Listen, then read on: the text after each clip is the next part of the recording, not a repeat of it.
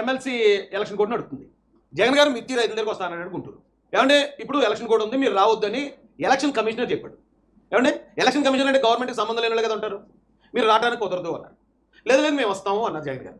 మళ్ళీ కలెక్టర్ గారు కూడా చెప్పారు, ఏమంటే ఇప్పుడు మీరు రావద్దు, పర్మిషన్ లేదు మీకు, ఎలక్షన్ కోడ్ ఉంది, ఇప్పుడు రావద్దు. ఎలక్షన్ అయిపోయిన తర్వాత వెళ్ళండి. ఇప్పుడు మిర్చి పండటం ఆగదు, మిర్చి కొయ్యటం ఆగదు, మిర్చి రైతులు ఎక్కడికి ఇప్పుడు విదేశాలు వెళ్ళిపోతలేదు. ఓ 6 రోజుల తర్వాత వెళ్ళి అక్కడే ఉంటారు వాళ్ళు. మీరు రావద్దండి అంటే అబ్బాయి సమస్య లేదు మేము వస్తాం, మీరు ఏం చేస్తారో చేయండి, మీరు మాకు ఏమైనా అరెస్ట్ చేస్తారా, మేము జనాలకి ఇంకో తప్పుడుగా అరెస్ట్ చేశారని చెప్తాం, మీరు మమ్మల్ని అడ్డుకుంటారు, ఇదిగో మమ్మల్ని పోలీసులు అడ్డుకున్నారని చెప్పి మేము చేస్తాం అని చెప్పి పట్టుదలకు వచ్చారు. మీరు అక్కడికి వచ్చిన తర్వాత సరే, వచ్చిన తర్వాత మళ్ళీ ప్రచారం ఎలా ఉందండి? వైసీపీ అధ్యక్షుడు మాజీ ముఖ్యమంత్రి జగన్మోహన్ రెడ్డి గుంటూరు మిర్చి ఆటకు వెళ్లారు. అయితే అక్కడ ఒక్క పోలీసు కూడా కనిపించకపోవడం అందరినీ దిగ్భ్రాంతికి గురి చేస్తోంది. కావాలని ప్రభుత్వ ఆదేశాల మేరకు పోలీసు అధికారులు పోలీసుల్ని అక్కడికి పంపలేదు అన్న విమర్శలు పెద్దెత్తున. మీరు నిన్న వంశీ గారి దగ్గరికి వెళ్ళారు, పోలీసులు ఉన్నారు కదా అక్కడ, మీకు సెక్యూరిటీ కల్పించారు కదా. మీరు అంతకుముందు ఈ మధ్యలో గవర్నమెంట్ వచ్చిందా చాలా చోట్లకి వెళ్ళారు, అన్ని చోట్ల పోలీసు వచ్చారు, మిమ్మల్ని టేక్ కేర్ చేశారు, మిమ్మల్ని జాగ్రత్తగా రిసీవ్ చేసుకున్నారు, జాగ్రత్తగా మళ్ళీ ఇంటికి పంపించారు. ఇక్కడ మీకు పర్మిషన్ లేదు అని చెప్పాక, అంటే మీరు రావద్దండి అని పోలీసులు చెప్పాక, అయినా కూడా నేను వస్తాను ఎవడే పీతో చూస్తానండేమో మీరు వెళ్ళిపోతే మళ్ళీ మీ కాపలా వేయడానికి పోలీసులు రాలేదని ఈ మీడియా ఏదైతే వైసీపీ మీడియా ఉందో ఇలా ప్రచారం చేయడం ఎంతవరకు న్యాయం సార్? ఇది వస్తున్నాయి. మాజీ ముఖ్యమంత్రి జగన్మోహన్ రెడ్డి జెడ్+ కేటగిరీలో ఉన్నారు. అయినప్పటికీ కూడా ఒక్క పోలీస్ కనిపించలేదు, కనీసం లో పార్టీని కూడా ఏర్పాటు చేయలేదు. దాంతో జగన్మోహన్ రెడ్డి పర్మిషన్ లేదురా ముర్రో రాకేంద్ర బాబు అంటే మళ్ళీ మీరు దాన్ని ధిక్కరించుకుని వెళ్తే మీకు సెక్యూరిటీ పెట్టి రోప్ పార్టీలు పెట్టి, రోప్ పార్టీ కూడా సరిపోద్దండి, లేకపోతే టీ పార్టీ, కాఫీ పార్టీ, లేకపోతే వైన్ పార్టీ ఇలాంటి పార్టీలు కూడా పెట్టాలండి.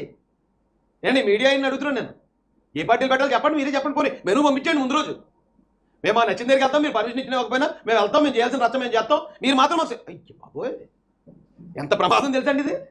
గవర్నమెంట్ మరి ఎవరు, ఇది డీజీపీ గారి నిర్ణయమా లేకపోతే అంతకన్నా పెద్దవాళ్ళు ఎవరైనా ఇచ్చారో ఈ ఆలోచన తెలియదు కానీ అయ్యి బాబు ఇది మామూలు దెబ్బ కాదండి. ఇది ఎరక్కపోయి వచ్చాను, ఇరుక్కుపోయాను అనుకున్నాను నాకు జగన్ గారు, ఎరక్కపోయి వచ్చాడు. ఎంత ప్రమాదం జరుగుతుందో తెలుసా? జగన్మోహన్ రెడ్డి గారు కూడా మీకు నేను పర్సనల్గా చిన్న సలహా ఇస్తున్నానండి. మీరు ఇలాంటి జనంలోకి వెళ్ళేటప్పుడు మీ దగ్గర ల్యాండ్ క్రూజర్ ఉంది కదా, ల్యాండ్ క్రూజర్ వేసుకెళ్ళండి, ఎందుకంటే దానికి ఆ సన్ రూఫ్ ఉంటుంది, సన్ రూఫ్ నుంచి లెగండి పైకి. మీరు ఇక్కడ ఏం చేస్తారంటే డోర్ తీసుకుని డోర్ మధ్యలోంచి లెగిస్తున్నారు, క్రౌడ్ ఎక్కువైపోయింది అనుకోండి డోర్ నొక్కేస్తారు. ఇలాగ డోర్ నొక్కేసారంటే మొత్తం ఈ ఏరియా మొత్తం నలిగిపోతుంది, చాలా ప్రమాదం అవుతుందండి.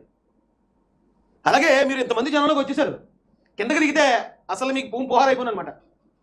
మీరు చాలా తెలివిగా దిగలేదు కిందకి. మీరు కిందకి దిగారంటే ఈ షర్ట్ అడుగుని లాగి కూడా ఒకడు ఉంటాడు, ఆ షర్ట్ అడుగుని గీరే కూడా ఒకడు ఉంటాడు, జుట్టు అడుగుని వెనక లాగి కూడా ఒకడు ఉంటాడు. ఎలా బాబు అంటే ప్రేమ అంటారు సార్, అదంతా ప్రేమ అంటారు, మామూలు కాదు, నలిపి పారేస్తారు. పోలీసులు ఉండటం వల్ల మీకు చాలా తెలియట్లేదండి. మీరు ఎక్కడికైనా ఈసారి పర్మిషన్ లేకుండా వెళ్తే మీరు వైసీపీ వాళ్ళు అనుకుని ఉంటారు జగన్మోహన్ రెడ్డి గారిని పొలిమేరలో ఆపేస్తారు, ఆపేస్తే మనం ధర్నా చేద్దాం, అక్కడ దీన్ని పెద్ద ఇష్యూ కింద క్రియేట్ చేద్దాం, డౌన్ పోలీసులు నశించాలి, కూటమి ప్రభుత్వం నశించాలి, మమ్మల్ని కనీసం అక్కడికి వెళ్ళనివ్వట్లేదని పెద్దగా చేసేద్దాం అనుకుని ఉంటారు. అయ్యి బాబు ఎవడేసారు కానీ ప్లాన్ మామూలు ప్లాన్ వేయలేదండి, మామూలు ప్లాన్ కాదు ఇది. సరే వెళ్తున్నారు కదా అలాంటి పోలీసులు మీరు ఆగండి, అలాగే ఆగండి అన్నది అంతే. అస్సలు నిజంగా ఒక ప్రాణాపాయం తప్పినట్టు అయింది, కిందకి దిగ్గపోవడం మాత్రం చాలా మంచిదైంది. అయితే మళ్ళీ ఈ ప్రచారాలు మాత్రం తప్పు కదండి బాబు, రావద్దు మీకు పర్మిషన్ లేదండి ఇప్పుడు రాకండి, ఎమ్మెల్సీ ఎలక్షన్ అయిపోయి వద్దురు కానీ అని చెప్పినప్పుడు మన చట్టాన్ని గౌరవించాలి కదా. చట్టాన్ని గౌరవించడం కోసం చట్టం ఎలా కాపలా కత్తదండి వచ్చి, మీ బాధలు మీరు పడాల్సిందే. ఇంకా అప్పుడు ఇప్పుడు వెళ్ళారు చక్కగా అక్కడికి వెళ్ళి ఓ ప్రెస్ మీట్ పెడతారు, ఎవరైతే రైతులు ఉన్నారో రైతుల గురించి ఏదో ఉన్నదో లేదో చెప్తారు, గవర్నమెంట్ మీద ఆరోపణలు చేద్దరు. ఇప్పుడు అవన్నీ చేయడానికి లేకుండా పోయింది కదా. వెళ్ళారు ఆ గోల మీరు ఏం మాట్లాడి ఎవరికి కనపడదు, ఎలా వెళ్ళారు మళ్ళీ అలా ఇంటికి వెళ్ళిపోయారు. అవసరమా చెప్పండి ఇది? ఇక ఈయన ఎవరో సాయి తెలుసు కదా మీకు, జర్నలిస్ట్ సాయి. ఆ రోజు ఎప్పుడో ఫోటోలో కూడా బుక్ అయిపోయిన పిల్ల సజ్జల బ్యాగ్ కట్టుకుని వెళ్ళి మనోడికి ఇవ్వటం, ఆ బ్యాగ్ పక్కన వీళ్ళిద్దరు మంత్రాలు చేయడం అన్నీ చూశారు జనం. సరే ఏమంటాడండి సాయి వండుతాడు చూడండి, మంచి పరమాణం. జగన్ పని అయిపోయింది, ఇక పట్టించుకునే ఎవరు లేదు, ఎవరు పట్టించుకోవట్లేదంట అలాంటి ప్రచారాలు ఒక పక్కన జరుగుతుంటాయి. అదే జగన్ని చూడటానికి, కలవడానికి, ముట్టుకోవడానికి, సెల్ఫీలు తీసుకోవడానికి ఎగబడి వచ్చేసేటటువంటి నేను విజయవాడ సబ్జెక్ట్ దగ్గర కనిపించారు. జగన్ గారు ఎక్కడికి వెళ్ళినా ఒక 500 నుంచి 1000 మంది ఉన్నారు గ్యారంటీ. వాళ్ళు వస్తారు, సెల్ఫీలకి ఎగబడతారు, అది కూడా అవును నిజమే అది కూడా.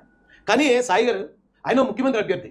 ఈ రాష్ట్రంలో దాదాపు 4-5 కోట్ల మంది ఉంటే 4-5 కోట్ల మంది కూడా ఆయన ఇష్టపడాలి. కేవలం 500,000 మంది ఇష్టపడడం వల్ల మీరు అలాగే మోసం చేశారు జగన్మోహన్ రెడ్డి గారు. ఎంతమంది కూడా సిద్ధ సభలో నెట్టి దానికి గ్రీన్ మ్యాట్లు వేసి లేని జనాన్ని ఉన్నట్టు చూపించి అన్నా మనం 175 అన్నారు. ఏమైంది? ఇప్పుడు కూడా మళ్ళీ ఎవరు వస్తున్నారు సెల్ఫీ, ఏమంటే సామాన్యుని నేను వెళ్తేనే నా మీద సెల్ఫీలు కాయపడతారు. సెల్ఫీ వస్తుంది వచ్చినప్పుడు అన్యాయం చేసిన వీళ్ళందరినీ, అధికారులందరినీ, అన్యాయం చేసిన ఈ నాయకులందరినీ కూడా బట్టలు వదిలిసినమని చెప్పి కూడా సందర్భంగా తెలియజేస్తా ఉన్నాం. ఎవరిని వదిలిపెట్టేది ఉండదు. ఇదే వంశీని అరెస్ట్ చేసినప్పుడు సీఐ అన్నాడట, నేను 1.5 సంవత్సరంలో రిటైర్ అయిపోతాను అని చెప్పి. రిటైర్ అయిపోయినా కూడా సప్త సముద్రాల అవతల ఉన్నా కూడా మొత్తం అందరినీ కూడా తీపిస్తామని చెప్పి సందర్భంగా చెప్తా ఉన్నా. మీరు ఇదే డైలాగ్ జగన్మోహన్ రెడ్డి గారు ఒక దళిత యువకుడిని పోలీసులు పెట్టి శిరోమండం చేసిన పోలీసుల మీద మాట్లాడుంటే రాష్ట్రం అంతా లేచి నిలబడి వీళ్ళు ఇద్దరు అనమాట. సమాజ్ జగన్మోహన్ రెడ్డి గారు అని చెప్పి మీకు పోలాభిషేకాలు చేసేద్దరు. లేదా డాక్టర్ సుధాకర్ గారిని రోడ్డు మీద ఈడ్చి కొట్టి చంపిన పోలీసులు ఎవరైతే ఉన్నారో వాళ్ళని మీరు ఇలాగే కనుక వారం చేసి ఉంటే మీకు జనాలు పూల ఆరతలు అర్పించండి. మీరు ఈ రోజున ఎవరి కోసం బెదిరిస్తున్నారు సార్? మీరు అసలు మీరు స్టార్టింగ్ నుంచి చేసిన తప్పే ఇది.